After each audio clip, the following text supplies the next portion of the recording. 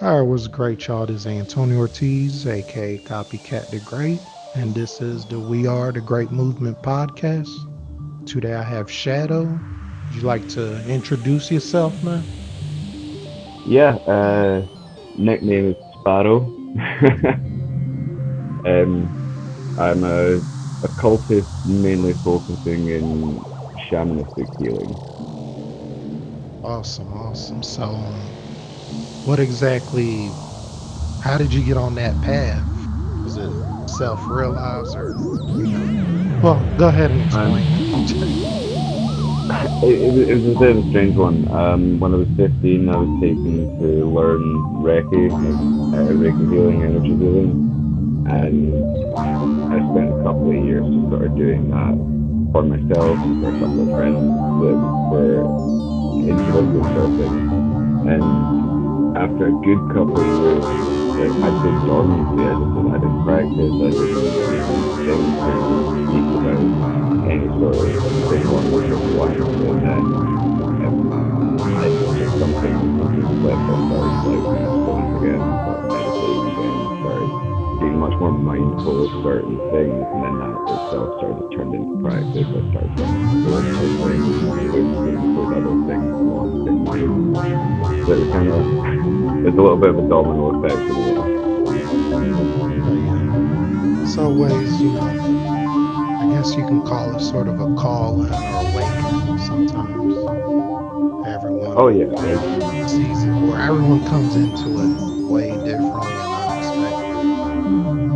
oh yeah, and like don't get me wrong, there's the nice shiny, polished, pretty, glamorous Hollywood version of the spiritual awakening where you're dancing through the dandelions and your hair is flowing next to the dramatic, and then there's the ones where you expect me to spend a little bit of time with psych wards and you need to sort of navigate the more harsher realization of reality and realization of yourself in life.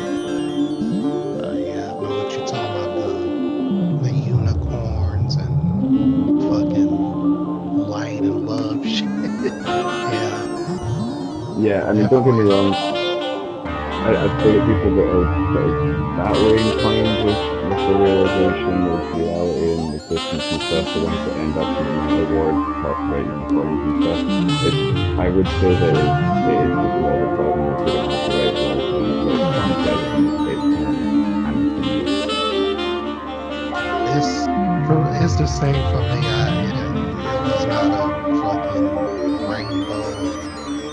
It was actually, yeah. I guess it was like I don't know. People call it different things. Your shadows self or your inner demons really come out after you're doing these spiritual awakenings because you do have to deal with trauma and just shit that happened to you.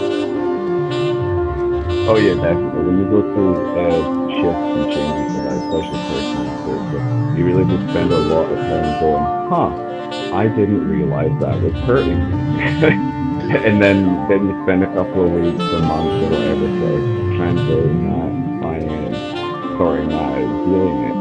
And a lot of people experience that shift, that realization, that light bulb moment, and just a panic because they weren't ready for it. They weren't expecting that. They didn't realize that that was there. yeah.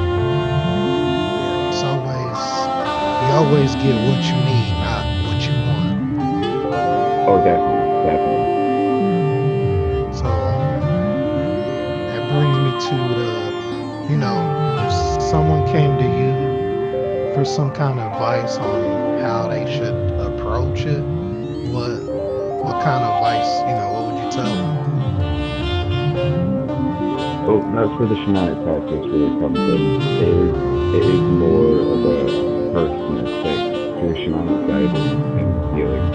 It is really about finding what exactly is in that space. What exactly can you recognize, and then through recognition of say two or three things, and then active focus on those two or three things. That's when other things become apparent. That's when you get into that natural flow of domino shift. So it really would be what the individual believes is good for them, what they can benefit from. So the starting advice, the best starting advice is never to find healing ways to look at the options that are available. Some people go for more pharmaceutical healing, therapy, antidepressants, antipsychotics, etc. And I've met people and I know people that those work for. And on the flip side of the coin, I know people that those really degrade their condition. Some people go for a much more naturalistic approach where it's like they've been through psilocybin mushrooms, psilocybin content, and LSD, DMT, stuff like that, like a much more psychedelic versus nature sort of approach to things. I mean, the psychedelic honey that shamanic tradition use to cure everyday ailments, like everyday depression and stuff that they with the community. So there really is that important step with that person. And I really think that there should be much more availability for people who are able to be able to talk to someone like have those options available, have the person involved, pretty boring rather than that the wall that are creating a pharmaceutical. You're not Yeah. Yeah, it's definitely, personal choice, and like you said, what they believe in. Which, that kind of, I always think about what would help other people. And because personally think that everyone has this trauma, and some people actually never realize it till it's way, till they're older in life. And they kind of, like you said, they get that aha moment, but it's just like, I guess they can look back on their life and be like, well, damn, I wasted all this time, which I think, you don't waste your time. It's just when you come into that realization, and, that you would have spent it different. yeah, like it's, kind of like, man, I wish I would have known that such and such years ago, whatever. Yeah, I think that's what the concept of like when you die, people talk about your life flashing before your eyes. I think that's what people are trying to explain with that, right? The realization is that it's not time lost, it's almost time misspent. Just chasing the wrong things, and that all just comes from how we're programmed in this society. Because this society is, I mean, it's so toxic that we don't even address mental health issues, and just people having their personal demons and struggles, and no one addresses that. Like when you ask someone how they're doing, it's always what, fine, I'm doing fine, I'm good. Yeah, I'm coping. I'm alive. I'm there. Yeah. But It's, you hear a lot of, oh no, I like, when you're sitting down with your buddies or something, a couple of friends, and like you're talking about this sort of stuff, and then like so there's always at least one person in the group, or one person in the conversation mentions about the fact that their family is very hush. They don't really talk about mental health hmm and like, and it really shows that brings down to the root that like the places that you grew up, the places that you were taught information is right, what's wrong, what's acceptable, what's not acceptable. and some, and that's, family does have a lot of, like, especially how you're talking about a suppressed family. Seems like they have, like, all that gets passed on to the kids, and it's, I guess you can almost call it like a generational curse sort of thing, because they never deal with that emotional part of, you know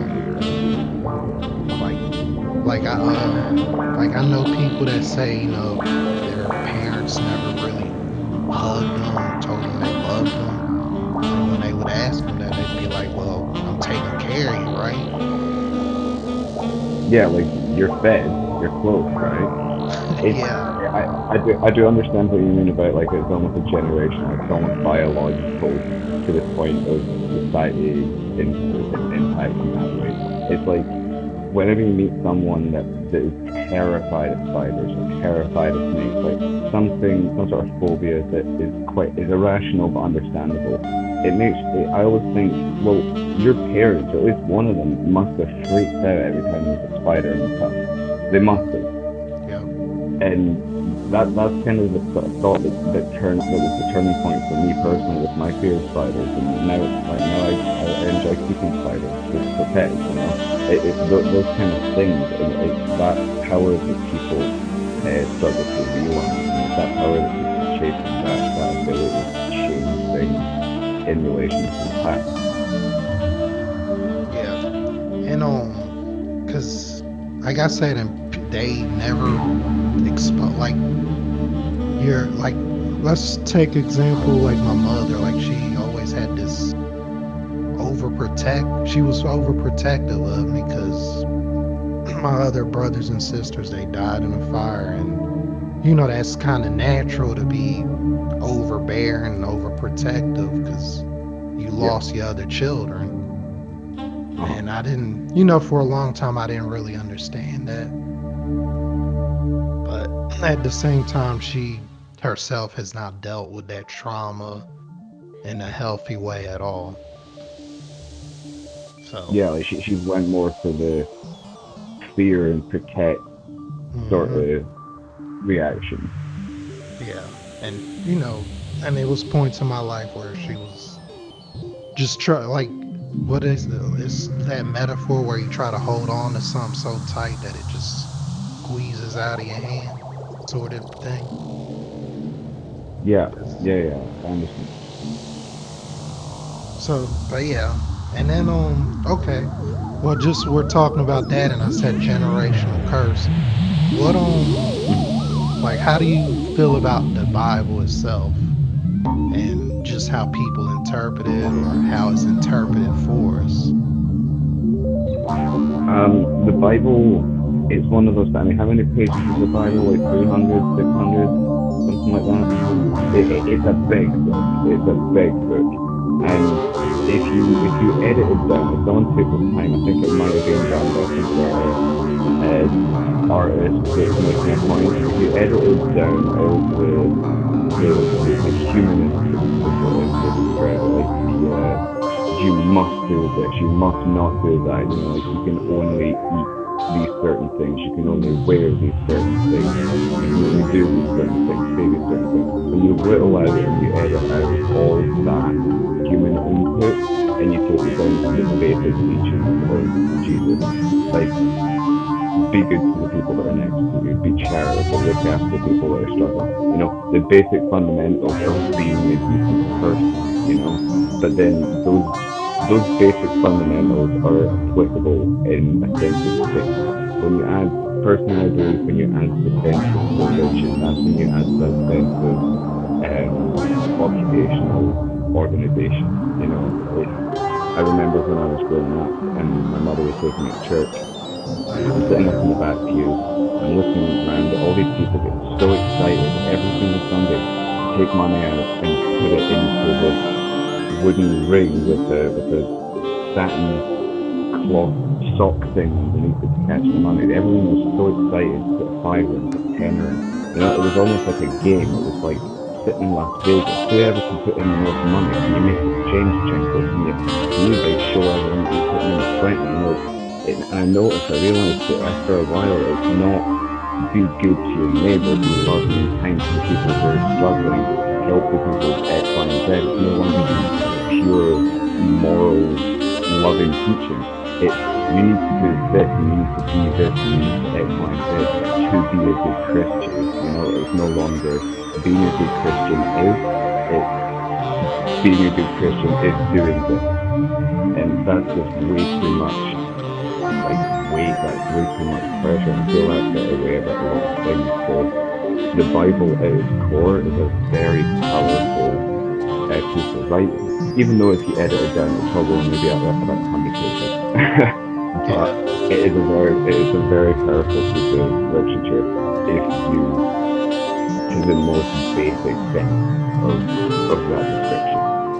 yeah, definitely. Cause that's how I feel about, I guess, all sort of your sacred documents. The message is there. It's just you have the middleman telling you, like interpreting it for you, and that's where I feel like when like if you give a Bible to someone and they interpret it their own way instead of having someone tell you, oh no, this is what this means and this is what that means. Because I mean, hell, the Bible, what is it? They have I can't even think of the book now, but supposedly there's a dictionary that's supposed to tell you what certain passages in the Bible mean instead of letting a person internalize it their own way. Oh yeah, I think it's Yeah. called like the Strong's Concordance or something like that. Mm. But yeah, I always find myself talking about the Bible because I guess it's just something that everyone at least has looked or read at one point in their life, even just a bit. Yeah, So it's yeah, one of those things. It's like it goes to it's shown that in the fact that the Bible isn't sold in religious literature. It's sold in bestsellers. You know, it's shoved into your face. Like you know about it. It's not sort of seen as an option. It's almost like when you're born. If your parents are with a certain bank, then you're going to be with that bank until you hit 18 and then decide to change banks. You know, it's like Christianity seems to really be structured in that shoved same into way. you. Yeah. Yeah, like there's not a sort of choice, and there's not. I remember whenever I actually had questions, I would always be shut down. I wasn't ever. Oh well, yeah, that's a good point. I see where you're going with this. I understand what you're saying. There was no hearing. It was only listening. You know, I was told Yeah. to listen before I could speak. Yeah, they didn't nurture. They don't exactly nurture that, that free thinking spirit. They're just like, no, that's not. Because yeah, I've had questions before, and the thing is, like, I wasn't pushed into Christianity. Like my mom, she had a Bible. She kind of was, I guess you would say she's Christian, but it wasn't ever pushed on me like that. The only thing that was pushed on me was, that baptism thing because we're Catholic. Mm-hmm. But that was probably the only thing that was pushed on me. But other than that, even though I didn't read into it much, I mean, I did start reading when I was, I guess, a teen. But the Bible itself. Damn, I done kind of lost track. I done lost what I was gonna say, yeah, that's what I was trying to get at. Even though like my mom didn't push that on me outside of the home, Christianity was like kind of pushed on me in that manner. And at one point But I was like, elsewhere, okay, yeah. And at one point I was like, okay, well, let me go ahead and see what's in here that everyone's like so crazy about.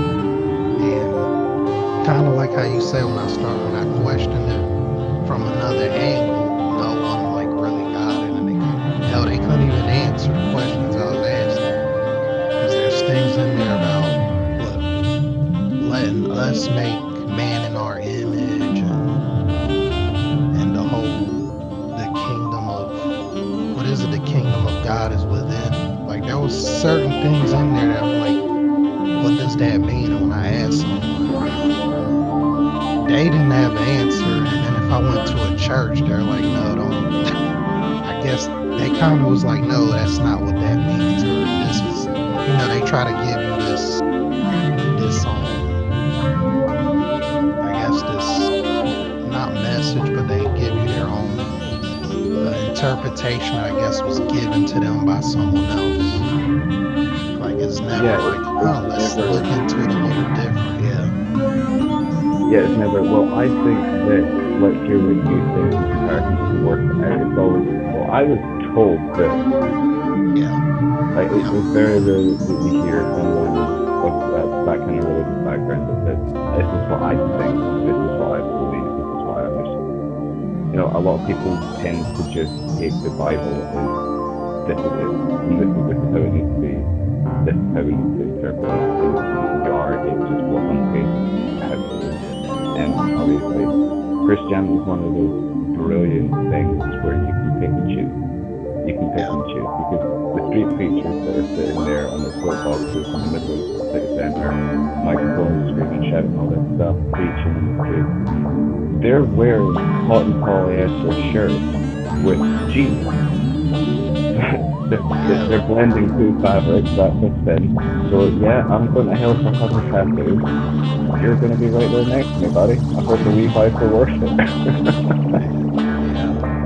Yeah. When you say that, Westboro Baptist Church comes to mind because they love doing what you said. They pick one part of the Bible, like they hate gays, and I forget some of. I think that's like their biggest thing is the gay bashing thing, and they'll just Yeah, sit that's somewhere one of the things they're famous for. and that's yeah. And people don't. When you say Christianity, they don't think of it as a cult, which it's a cult. See, it's interesting that you mentioned cult because if if you take the definition of a cult and then you can apply it to so many things. Yeah. You can even apply it to this coronavirus thing. Like especially here in the UK, we were doing the whole clap the NHS thing, and so many people thought it was ridiculous, but so many people more were out buying pots and pans, clapping like train seals. And you've got your martyr thing, that's NHS, the martyr thing. And you've got your mouthpiece, which is the government. You just need the Godhead, and then they turn coronavirus into a cult. It's too easy in the modern day to be able to apply those things, like everything.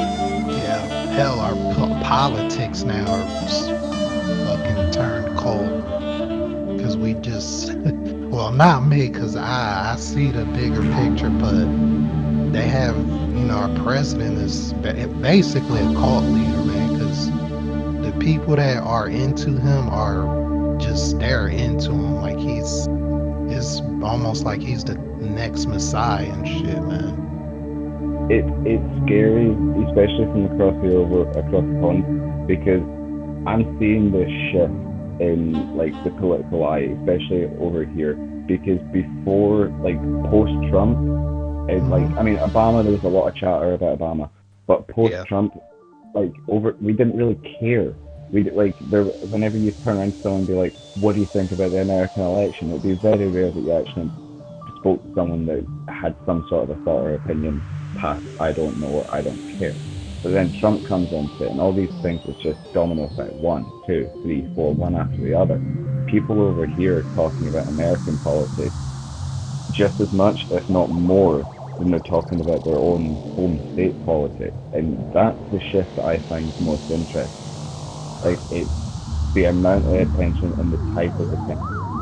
And I've got American pals that live here who have told me that watching the news about the states here, they get much more information from the news here than they would ever get from like local TV when they're at home.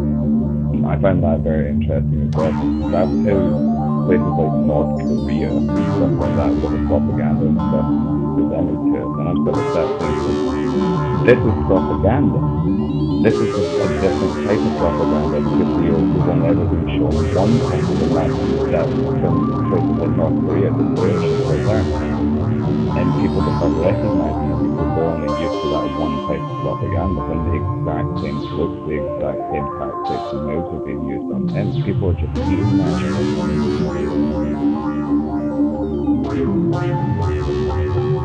Oh, you still there, man? Yeah, did I disappear? Yeah, you kind of just dropped off, but Oh I'll man. work around that.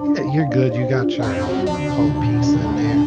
But yeah, we're talking. So yeah, the tell political figures are becoming cult leaders basically, because and with the whole propaganda, like man, like the climate here with our propaganda is just they're really working on this divisional polarization with this left, right, black, white, and all this insane shit.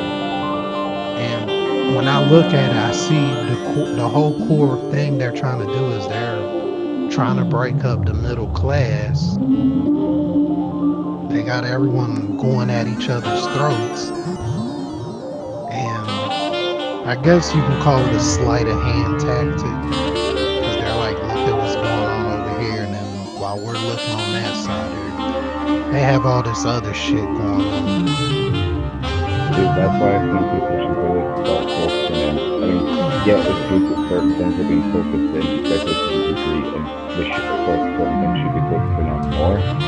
I do believe that if everyone started grand picture eyes, everyone started looking at everything all at once and like almost timeline, this happened. This is when shit went sideways, and then work it X, Y, and Z and follow it along. Because that's when people are going to see going to start seeing where it's going. Once you know what direction the train's moving in, that's when you can start figuring out how to stop it. Yeah, and I mean, they do say what history repeats itself, so we're gonna see what's gonna happen with this November elections. Because hell, he had they had the whole thing with the United States Postal Service and not trusting the mail system. Like, let them they send you checks through the mail. Like, there's a lot of stuff we trust that goes through the post office, and now all of a sudden it's not trustworthy.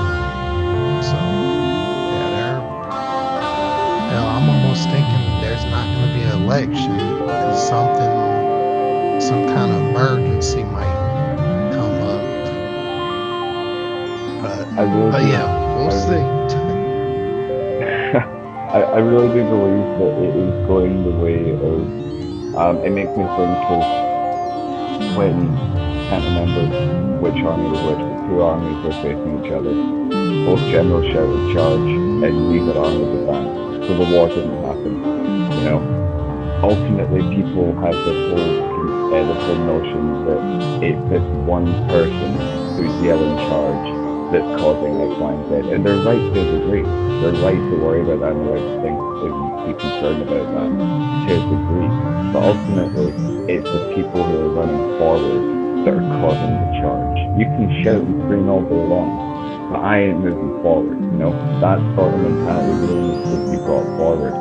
But unfortunately, the system's hardwired that certain types of people who fall into certain types of psychological and social categories go into are getting put into certain directions, getting fielded and hurt into certain directions. So you have people who have absolutely no way to fight and defend themselves go in one direction, and then you have people who are loving power and obsessed with power and have absolutely no problem using fear and brutality tactics go in a completely other direction. And then that's when you introduce that power dynamic. Yep. Sounds pretty much what a demiurge. People just Yeah, get and then that's why we have. I mean, they've been working this shit for a few hundred years now in society. So they got the shit down to a science where like kids right now they're being programmed, pushed through the system, and they know they're gonna sway to one side of this whole fucking, I don't know even what to call it, this whole system, you know. But yeah, they don't shit. They don't fucking losing train of thought, man, a lot. But let's see, where should we go next? So yeah, I actually said something on yesterday on the other podcast I do about everyone should just be dosed LSD all at one time, which I yeah, think which is funny. There was actually a movie about, I don't know, one of my teachers told me there was a movie in the 70s where they dosed like Congress and shit on LSD. I've, But I've yeah, not actually, I've not actually heard about that one, but really, yeah, I completely agree. I think that would help. I think that would be something that would probably bring a lot of benefit. But then again, with psychedelics, it's like everyone has to be up in person. Fair enough. Yeah. Some people can take a dose of LSD or DMT or something like that, and have what they would perceive as a negative experience, get a little bit sweaty, get a little bit worked up, a little bit of anxiety, etc. If someone's on a dose of LSD to whatever degree, they're going to notice that X, Y, and Z is different and abnormal, and then that could reduce that anxiety. So the desired result might not actually be the result that's produced, unfortunately. True. And That's definitely. I have noticed a shift within the psychedelic community. Like for obviously it started like Albert Hoffman and stuff like that back in the '60s, like LSD was a really big thing, but in the '70s kind of burned off a little bit, started to come back. But DMT is really starting to take the psychedelic community by storm now. Like a lot of people are taking it. Yeah, it's definitely, I guess, become like a, what's that called, a buzzword, especially since Joe Rogan seems like that I'm sure you've seen the memes with Joe Rogan, and he'll be like interviewing someone and just automatically just shifts the whole thing, like, okay, so have you ever done DMT? And Yeah. it's like become Yeah, so I'm talking about mechanics. mainstream. Yeah. Yeah, I think it's like it's almost like the new cocaine. Like back in the day, all the Hollywood stars were on Hollywood Lights. Everyone was wanting to take cocaine. It was a party drug. It was a classy drug. And because obviously there's a lot less damage, a lot less risk, and a lot more like personal profitable gain, like spiritually, emotionally, psychologically. There's a lot more gain, payoff, and benefit that when you pay DMT to someone, even the baseline knowledge sparks that interest. Yeah. That God molecule, that's the one that gives me deities on, and don't get me wrong, like when I first started smoking DMT, I remember I sat down and I thought like I'm really trying not to go into this with a sort of an LSD perspective because that's the only perspective I had at that point, and it was really difficult not to do that. And DMT was just like, no, no, that's not how that's happening, buddy boy. Yeah. This is how it's going to go down. Just And kicks the door wide open and throws you in. oh yeah, off the hinges, just off the hinges completely, and just boom, right in the middle of the room. Like, but at the same time, I find it interesting. It was such a powerful hit, such a powerful experience and trip, but it was very gentle, very loving, very accepting, very warm and welcoming. Like I felt safe. Only for about 30 seconds, I had like the pre-trip takeoff anxiety, that little buzz, and then Uh, once I took in the first open eye visuals for the first couple of minutes, I sort of just zoned right into my shamanic drums and music in the background, closed my eyes and away I went. I was just bliss, like worry didn't exist, pain didn't exist, anxiety didn't exist, and thankfully bills and debt didn't exist. It was wonderful, you know? yeah. And Yeah. it became a whole different type of psychedelic. Yeah. I think when I first did it, like you said, I was nervous as hell. Sitting there like, oh shit, I'm gonna actually do this.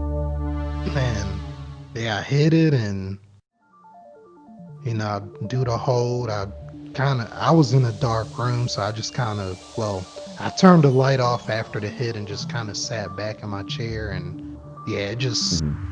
it completely took me somewhere like that I've never been. And it was like you said, it just pulls you in and shows you all this. It just expands, and I was like, wow, this is what I was scared of. Like, why was I even scared of that?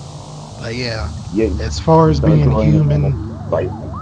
yeah, you're not even human when you're in whatever realm you go. It's just like, holy shit, See, it's man. interesting that you use the term realm. I've noticed, I can't remember the name of the article, if I could find it to you once we're done recording, I'll link it over so you can have a read of it. But basically they're using experienced strippers and artists, both physical and digital artists, like media and digital artists, to map out the DMT realm. Huh. Like there's obviously with DMT, like LSD has a lot of similarities between trips, but everyone experiences it very differently. Like a much higher degree than DMT, with a lot more similarities, a lot more nostalgia in the links between people and experiences. Like people go through tunnels, people go through chambers, etc., etc. So they're starting to map that out like through canvas and digital art, and Huh. it's insanely accurate. But how there's these seven different layers sort of impressed into this art piece, and you're like, yeah, I've been there.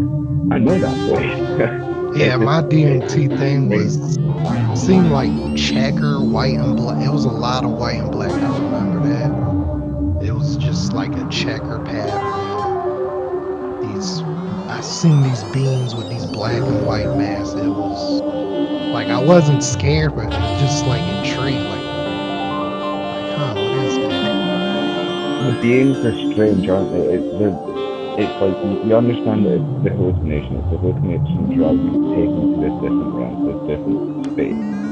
But they have a different biology to them than when you're hallucinating, on LSD. Like you're tripping on acid, you look at something, a painting, a design, wallpaper, and it twists and turns into something weird. You're like, I mean, that looks real, but that's some really good acid, and I appreciate that. Thank you, universe, for showing me. But on DMT, it has this whole other biology.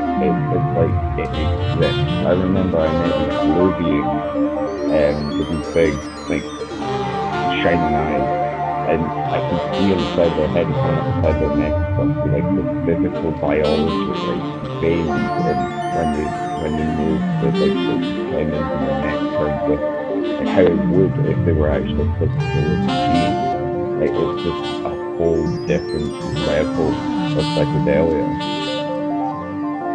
Cause yeah, even with with mushrooms, I had a like you said, it's similar, but it's way completely different. Cause with the shrooms, I kind of felt this. I want to call it a cosmic slop. Like it's like you get into this realm. Cause when I did it the first time, I kind of it's like I felt like I melt, like my brain just melted and it became one with everything, and it was just like I always say cosmic slop because that's what the Parliament Funk had this thing, Mm. and yeah, it just felt like I became part of living this living force, but at the same time, this living force is what you can't see it, but it connects everything. I guess kind of like antimatter or dark matter, as some would call it. And I Let me just ask felt you like this. I just oozed into that. Yeah, that's really interesting that you're using those kind of descriptions. Was it? I'm interested. Was it a sort of, not in a negative way, but was it a downward feeling, a downward pulling feeling, almost like gravity, or like a lower vibration?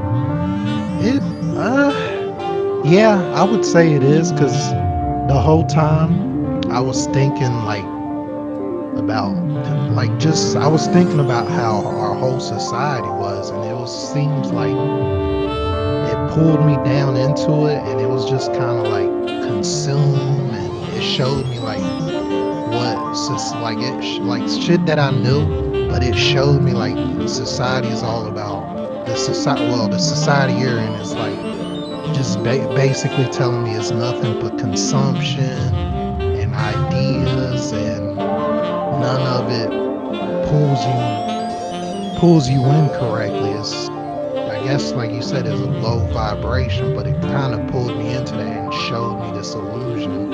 And it's like all it wants you to do is consume and pay attention to it. Like veil lifted kind of thing, Say that again? Like a what? like a veil lifted kind of thing. I don't Bill Lipton. I don't think I've No, like veil lifted, like peeking Oh, behind the you. veil lifted. Yeah, yeah, pretty. Yep, it was kind of that. Like, cause like I said, I've been into occult stuff forever, and but like the first time I did LSD, it showed me. Yeah, it did that whole unveiling. LSD showed it to me in a different way. Like LSD showed me a lot of trauma and shit that I never dealt with. Cause man, So the first 4 hours of it's that much trip more of a was hell. so with LSD, like you're hitting a lot of markers that I've heard. Like I interview a lot of people, especially like when I do this guide for them and stuff like that. I do a lot of personal research into what kind of psychedelics hit in what kind of ways and why. Mhm. Mushrooms seem like we were saying, mushrooms seem to really hit down in the lower vibrations, the lower chakras, the Yep. real basic, and like it is much more of a personal connection to the outside world in that way. I'm part of this chaos. I'm part of this madness. This makes sense. X, Y, and Z.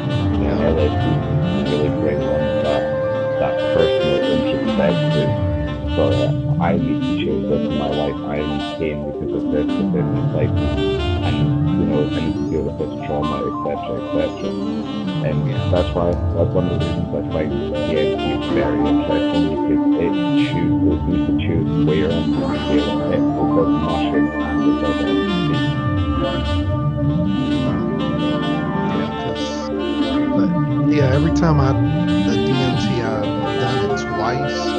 But the first time I did it is like the one I remember. Cause like I said, it just took me somewhere completely different. And when I was there, like I wasn't even human. I was part of wherever I was at. That whole, yeah, like I couldn't even explain it if I wanted to, but you would literally have to like crack my head open for it to even make sense. Brain soup just to get the trip report. Yeah, it's hard to explain because it's not something that was like it's something that was like really abstract, and the beings Mm-hmm. weren't even like they were kind of human like, but at the same time they were like completely different than anything anyone's ever said. Like they could have been grays combined with some other taller life form. I mean, it was yeah, they were Yeah, just out there.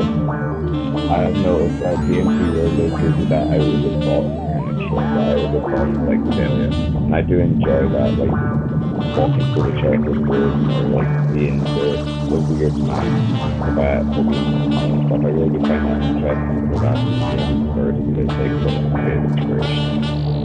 But then I've also found like with LSD really is like coupling LSD. You mentioned your color a moment ago there, yeah. Coupling LSD with things like psilocybin, it it introduces a whole other level to it. And it almost brings a harmony in with the LSD. Have you ever been like tripping and it's like you're getting really shaky, you're kind of a little bit twitchy in the shoulder and in the muscles and stuff like that. You're feeling uncomfortable. You can't sit right. Like nothing feels good.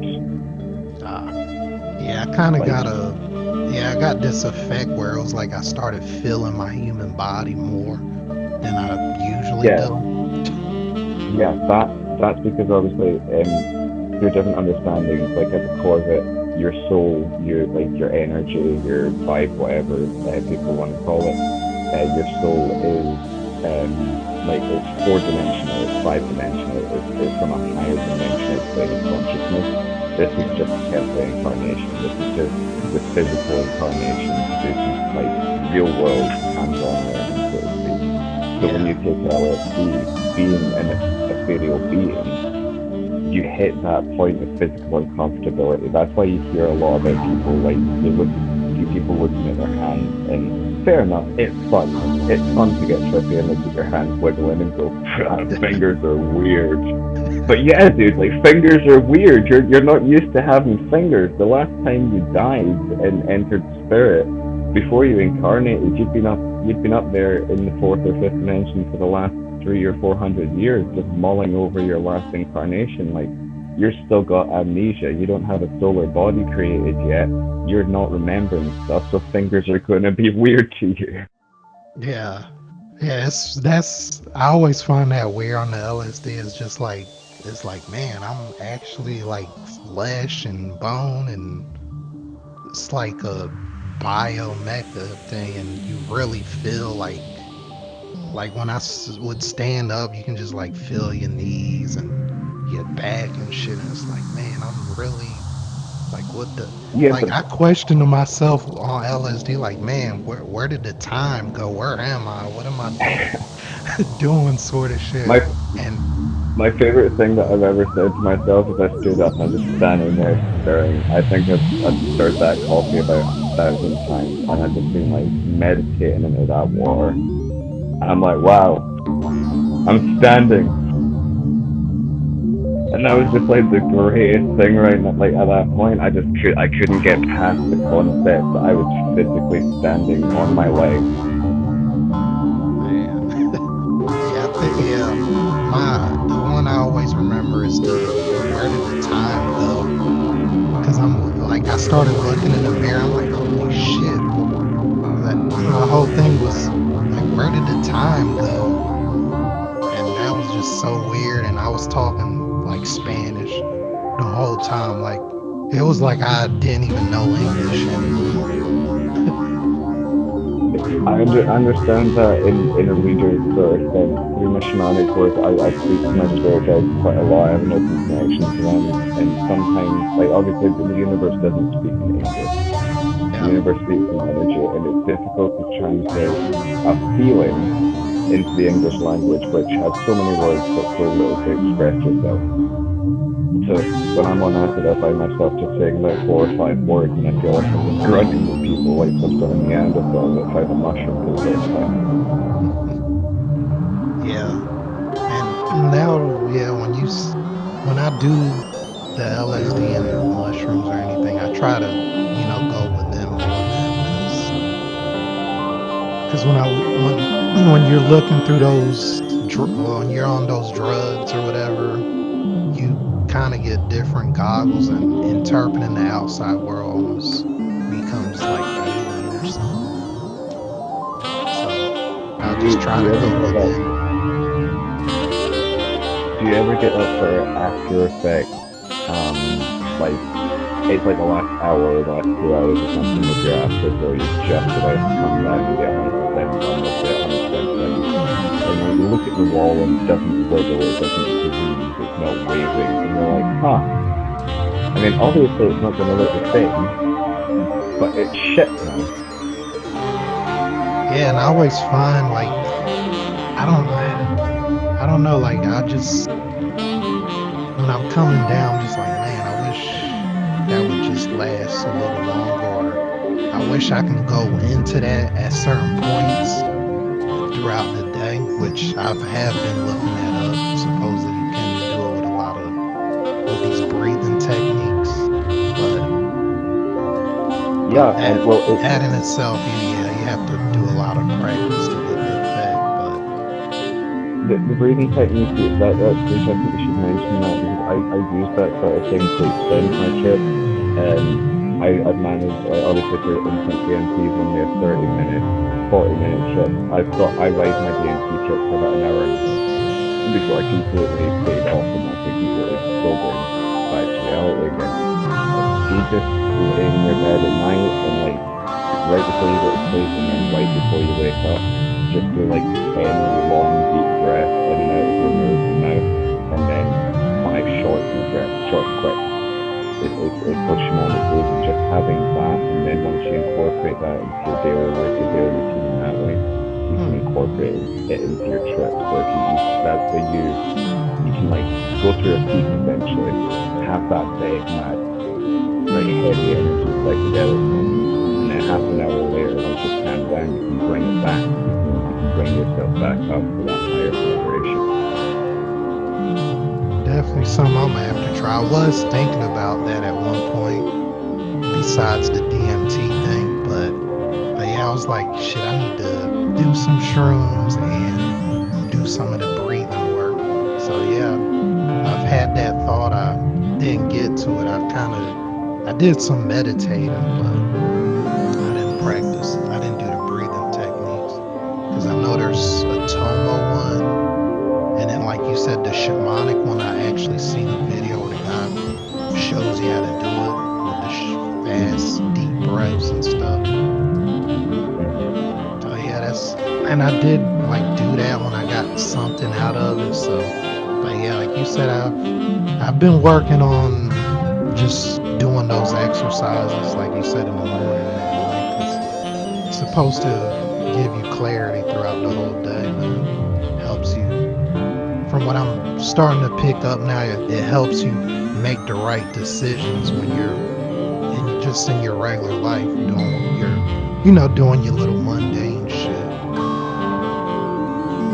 Yeah, it that it's like if you isolate that 5 minutes, that 10 minutes before you get up and before you finish your day off, it becomes regular mundane routine, and that's where you're able to start. It's almost making like that subconscious psychological connection between regular mundane breathing routine and regular mundane doing the laundry routine or doing the dishes routine or doing the vacuuming routine.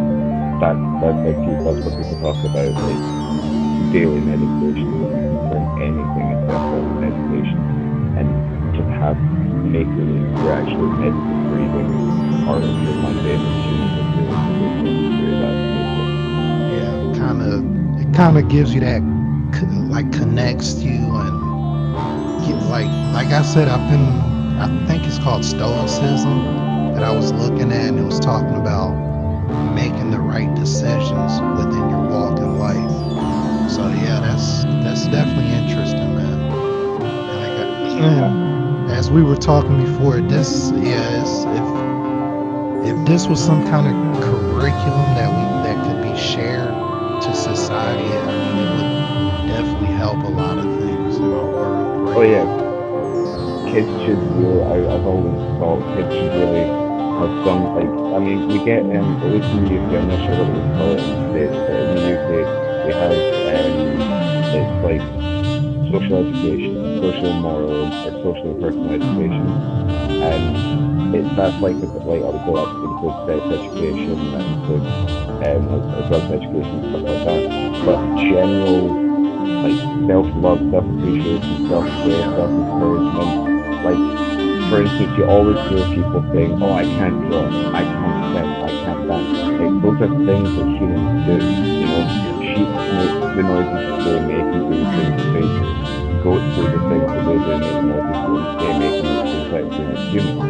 And there's no level of encouragement for that because the modern school systems, or I say modern, it's been like that since like since school systems basically began.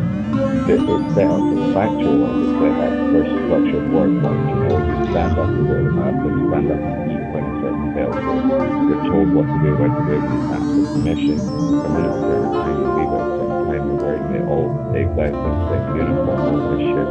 You know, Yeah. um, and there's not ever anyone, even your guidance teacher in high school or anything, there's not ever anyone sitting in the school environment saying, look, these are things that are like not coping mechanisms, but I don't really have words for it right now. Like these are things that you may or will need in life. You know, like shit's gonna get hard sometimes.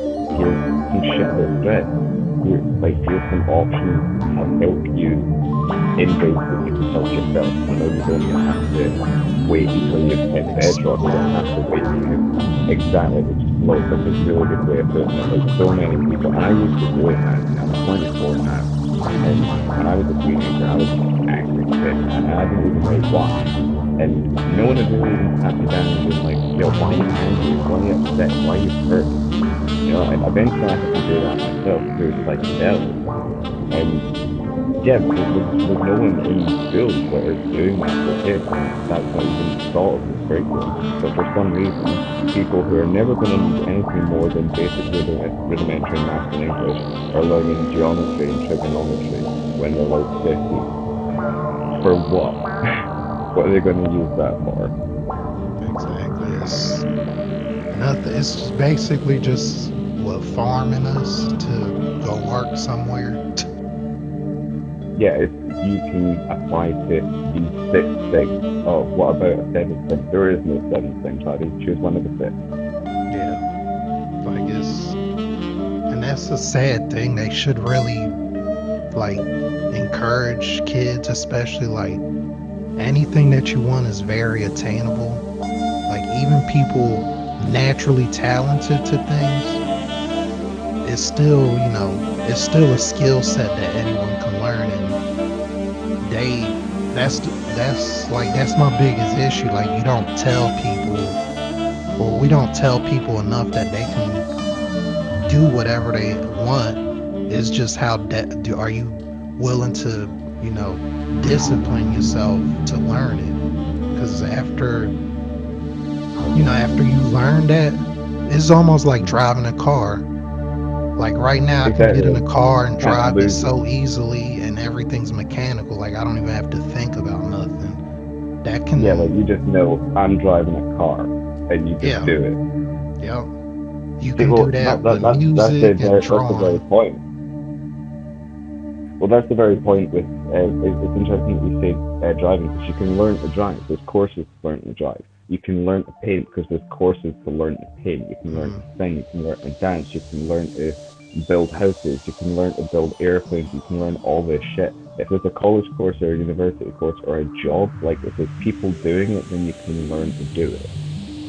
You hmm. know, the things that people probably should learn, like basic agriculture, self sufficiency, self learning, self healing, self care, all Yeah, that sort of stuff. Like the amount of people that can tune, encrypt, and sort of firewall protect. I'm really not good with technology, obviously, but people that yeah, can do mental things with a mobile phone or an iPad or something like that, or a tablet. You turn around to them and say, all right, what sort of soil does a carrot grow in? You know, Morrison's or Tesco's. You know, I get mine from the store.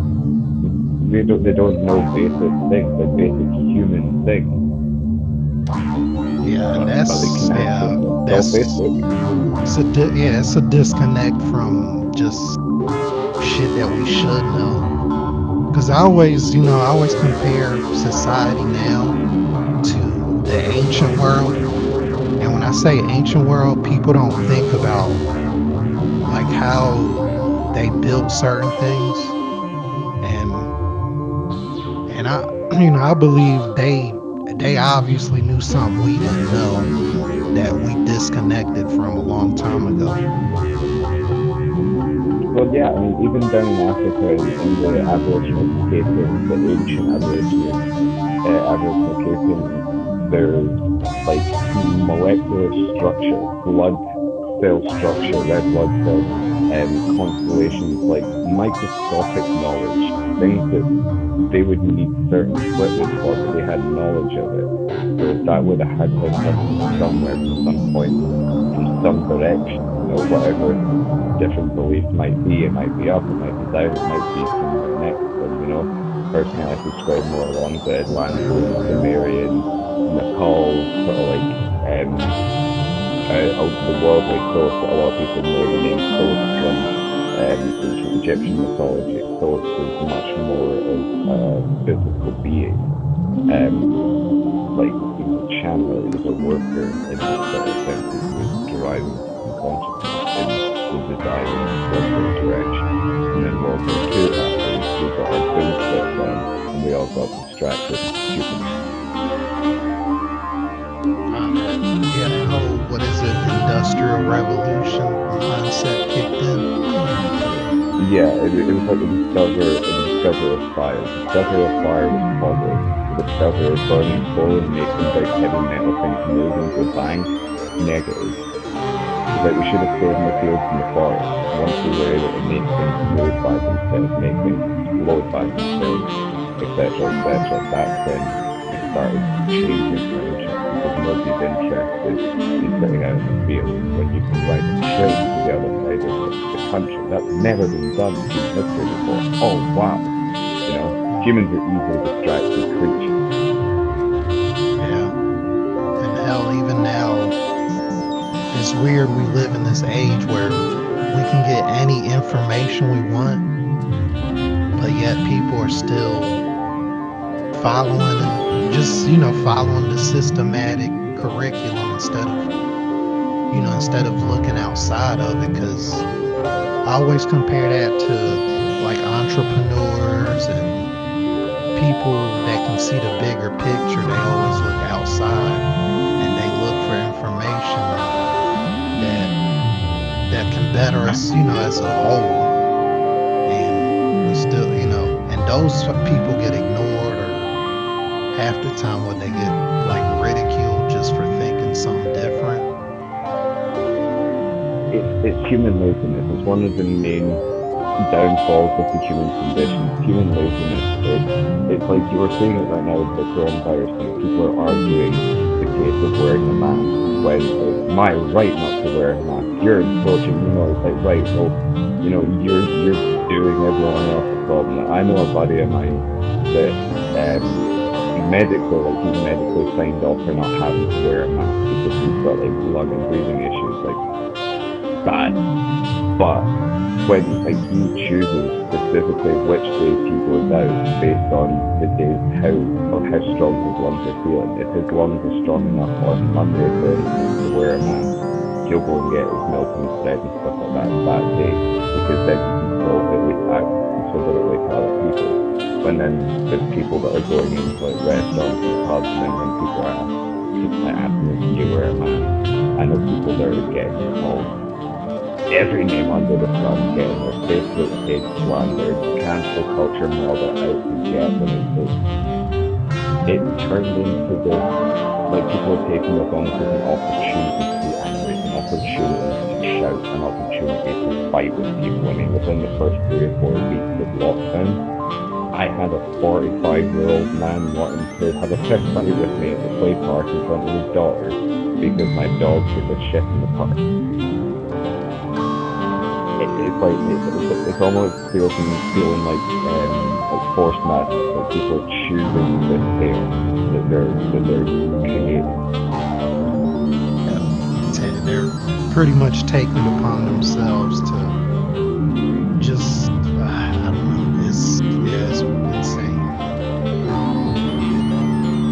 I'm just, I'll wear a mask if I go out, and I'm not pushing that on anyone else to have to do that. Like, it's your choice, but I choose to wear the mask because I took on, not that I took anything. I always see when they do surgery on you.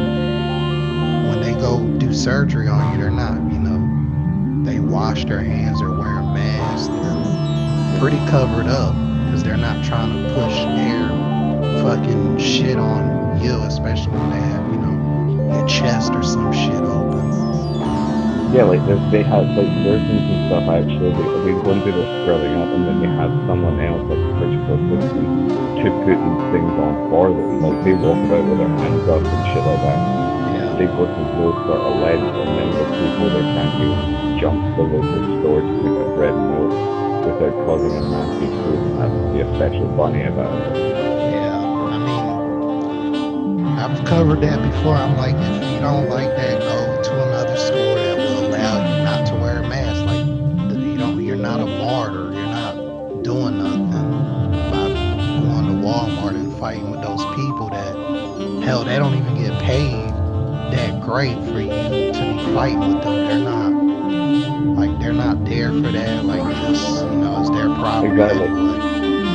They set the If rules. all those workers, if all those workers just decided, you know what, screw this, and just got up and left the store, then you would have no one to shout at. Therefore, the coach for close the close. So you'd be back to square one, like ordering thousands of things on Amazon, online and stuff like that. Yeah, So it really begs the question of what sort of mindset and things is going through these people's heads when they're going and having kind of forcing those encounters upon these workers. Like, these people don't want to be working and dealing with your crazy ass. Why are you being out there? You're being crazy. Yeah, they're like, hell, they barely get health benefits. So, out of respect just for them, I'll put a mask on because if they get sick, man, fucking the Wardens aren't gonna take care of them. Like hell, they barely want to pay them. It's the same. It's the same. It was worse with the restaurant workers, the food servers and stuff like that. People are demanding that restaurants open up and stuff. People are going mental asking why they're not open. And you're like, because 90% of their wages are like funded by your tip. If you guys tip like 16%, maybe 1 out of 10 times that you go out, if you're lucky, like you're terrible tippers, so they're getting treated like shit. They're risking their life. Yeah, and then they're getting absolutely zero pay. It's like the pros don't outweigh the cons. Yeah, it's yeah. It goes to a like I guess like we don't think of things as a collective, and that's something that like when I was younger, you always see the movies like Star Trek and some things like that, and it's like it seems like the whole society in those certain movies they think about the collective, and it seems like the concept of money and certain things that keep us divided here, like they have surpassed some of those Uh, things, and I mean we're here in 2020 and we're still like we can't provide just bare minimum stuff just for people to survive. yeah, minimum wage is below minimum wage. All right, folks, sorry about that. My guest seems to have some technical issues, so we'll wrap it up there and we'll definitely have him back on the show. My guest was Shadow, and of course, this is the We Are the Great Movement podcast. Be sure to check out my website, www.wearegreat.com.